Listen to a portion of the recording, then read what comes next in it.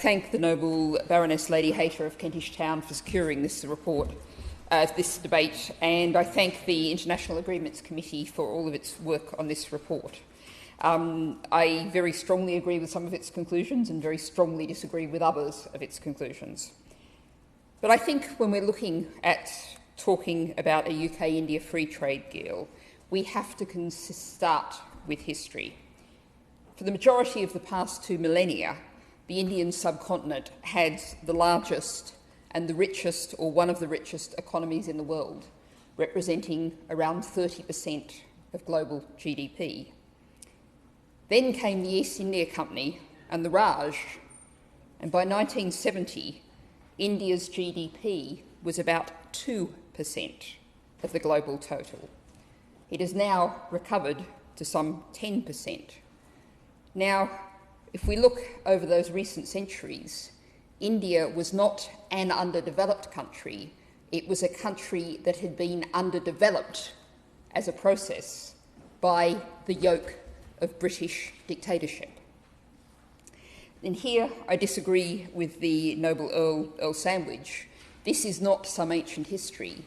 If you talk to Indian officials, Indian people, this is very much part of the reality of how they see the relationship with the UK today. Now, even in recent years, our relationship with India, both the government and the people, has not always been smooth. I've only appeared on Indian national television once, in a debate show that I was told had many tens of millions of people watching it in prime time.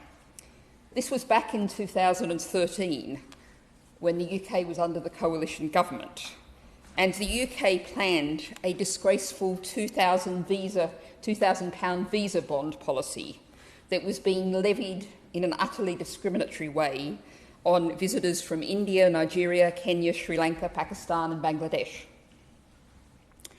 Now, I was rather oddly the closest thing to a representative of the UK government on the show, and I had a rather torrid time with Indians, including business people with very large investments in the UK, understandingly expressing their anger at this policy, which was an early attempt at the culture war, hostile environment that we've seen so much more of in the years since. That I was saying the Green Party was opposed to the policy really wasn't helping very much, because I'm afraid there wasn't much sign elsewhere in British politics of opposition to the visa bond. I reflect on that now because reading the government's documents and seeing its approach, I really don't see much sign of a sense of humility, of historical understanding, of the kind of respect that we need to see to establish a future, equal, mutually beneficial relationship. As a number of other noble lords have said, it's impossible to just pull money out of the equation and say this is only economics and money. We have to look at the whole geopolitical framework, and that involves both history, present and future. The poverty, the human rights abuses, the destruction of Indian industries and communities that, with the legacy of the Raj, still has huge impacts today. And for all of the lip service paid in the strategic approach to human rights, gender and workers' rights, there's very little sign, as other noble lords have said, of the practical delivery of such returns from our current trading approaches or plans. We live in a world of globalised, frenzied trade, which has delivered huge profits for a few, while the rest of us have paid with poverty, exploitation, and huge externalised costs to the climate and the environment. That's the story of trade for the UK, it's the story of the trade for India, it's the story of trade for the world. What we need is a different approach, and this is where I'm going to very much agree with the International Agreements Committee about the need for democracy. And what we need to see from the government is a trade policy covering our approach to all countries that receives proper and full democratic scrutiny.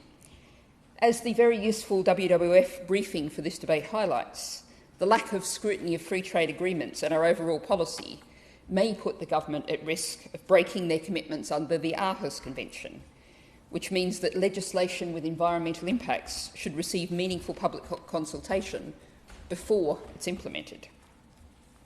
Now, my concerns lie particularly, as you might expect, with climate, environment and social justice, as well as with the crucial issue of tackling corruption. And with the City of London being the global centre of corruption, freeing up trade in services risks exporting our problems to India, enhancing the issues that that nation already has. Now, turning to environmental issues, I think it's really interesting to take a case study. The government's own documents, and indeed the committee's report, clearly foresee real advantages and potential for growth for the Indian garment industry in terms of exporting to the UK. And I think that's got to be an area of great environmental and social justice concern. If we look at the environmental issues, the UK today, by volume, sells twice the amount of clothes that were sold in the UK now than were 10 years ago. Do we really need more clothes, more waste, more plastic pollution? Do we really need this kind of industry that is so very often built, as the Noble Lord Harries of Pentragarth's speech made out so clearly, on extreme labour exploitation, particularly of women, particularly of young women workers? Now, in the interest of being positive, I'm going to highlight one aspect of the government's approach that I am pleased to see, which is there is at least a mention of antimicrobial resistance. And I should perhaps warn the House that I intend to make this a focus of my work in the next year, so you're going to hear a great deal more about this on this issue from me. But what I would like to see is a much stronger focus on a One Health approach, which ties together the human, the veterinary and the environmental aspects of health. And both of our nations face very significant challenges in these areas. And I think this helps to highlight why this narrow approach on trade and economics is a problem, because what we need to be doing is thinking in a systems thinking, holistic approach of how can we cooperate and work together to tackle our joint problems. Now, I come back to the points on which I certainly disagree with the committee and I think probably the government in terms of the investor-state dispute settlement procedures. And here I'm going to disagree with the Noble Lord Landsey, as he and I have before, and I think will often do again. And in this context, I have to note, disgracefully, recently a British company has won $190 million in compensation for the Italian government for taking environmental measures to protect both its own population and the global climate. The Italian government blocked offshore oil drilling from 12 miles off the coast of its shores. Under the Energy Charter Treaty, a subject of growing controversy, using an ISDS procedure and no-win, no-fee lawyers, the British developer Rockhopper won $190 million, 8 times the amount of money that it had put in to its investment. Now, I go to the Intergovernmental Panel on Climate Change, which recently warned that ISDS risks a, quote, regulatory chill, unquote, which will stop governments making the essential steps that they need to take on environmental issues. One study in the journal Science found that governments could be liable for up to $340 billion of payouts through ISDS settlements for taking the environmental measures we all need. This is clearly extremely dangerous, and it's also, of course, deeply undemocratic. Now, I want to also comment just very briefly. There's been considerable discussion about the barriers within Indian states to trade and the difficulties of dealing with that. That, of course, is democratic decision-making. Those are democratic governments, perhaps not always perfectly democratic, but then ours isn't exactly either. Democratic governments making decisions for their people. And what right do we do to say we have to drive a cart and horses through those democratic decisions? So I want to come back to finish off by reflecting on the alternatives in this. How we might focus on cooperation and working together rather than looking at a narrow financial advantage to tackle the issues we need.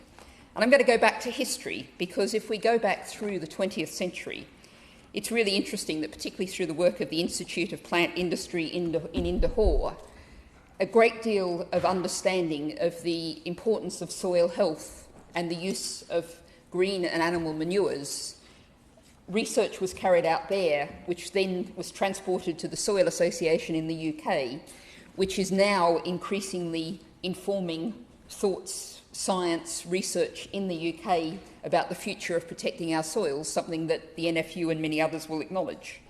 There we see a two-way exchange of knowledge, ideas and research, that what is the kind of exchange that we need to focus on. And thinking about that and putting that into this kind of model, I have previously, the previous government, drawn attention to how we might look at trade differently. And this is fair trade and cooperation rather than free trade that benefits the few. In 2019, Costa Rica, Fiji, Iceland, New Zealand and Norway announced the Agreement on Climate Change, Trade and Sustainability, which aim to slash the barriers on trade in environmental goods and services, to phase out fossil fuel subsidies, and to encourage voluntary eco-labelling programs and mechanisms that could go across international arenas. It's based on a commitment to achieving environmental outcomes, not just to increasing export volumes. So, my lords, I notice as we are speaking, the Noble Lord Balfe brought up Scotland.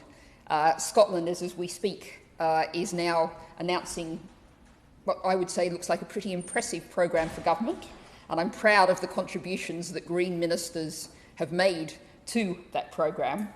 I would welcome the chance to discuss more ways in which we might green Britain's trade policy, and the models are out there, we just need to adopt them.